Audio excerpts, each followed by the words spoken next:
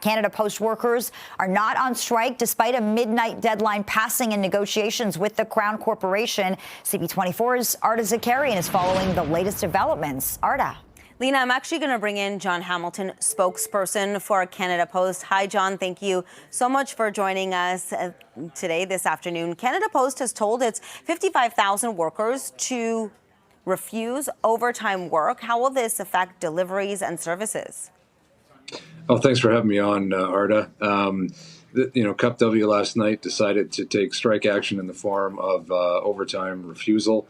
That means that Canada Post continues to operate, but being frank with you, we're operating based on fumes.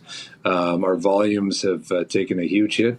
Most of our customers looked at the calendar and said May 22nd is most likely going to be a period of instability with the labor situation, and we're very much there. Our volumes show it, so we're operating, but we're operating on fumes.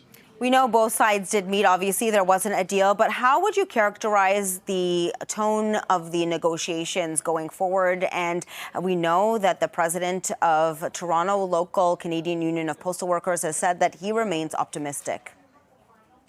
Well, that's good to hear because, we have space booked and a table ready to go and sit down with the mediator. We presented comprehensive offers 2 days ago, and we'd like to be down at the table sitting, negotiating and talking through any issues. So we want to get a deal done. And we want to move things forward because our employees, Canadians, and everybody are looking for, predictability, and they're looking for stability from the Postal Service. And we're not able to provide that at that time, and that's impacting a lot of people, and it's impacting us. If you could address a Canadian Union of Postal Workers members directly, what would you say to them? I'd say that it's, we've put an offer. Take a look at the offer. You can see it online. It has wage increases. It protects what matters most to you in terms of your pension, your job security, your benefits.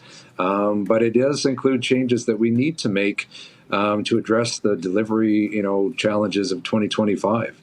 It's a parcel-based world, and we're built for mail. So we need to make some changes so that we can grow our business, secure our jobs, and get out of the financial crisis that we find ourselves in.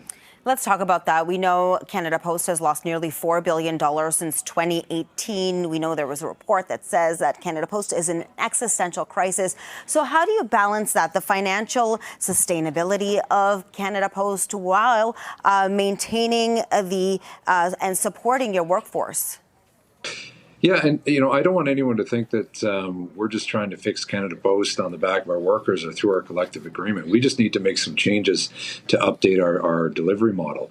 We also need a broader conversation, and the Industrial Inquiry Commission report did a good job of this, talking about all the other things that need to change. Because if you think our collective agreement is out of date, our regulatory model is even worse. We've got a rural moratorium that's been in place and unchanged since 1994.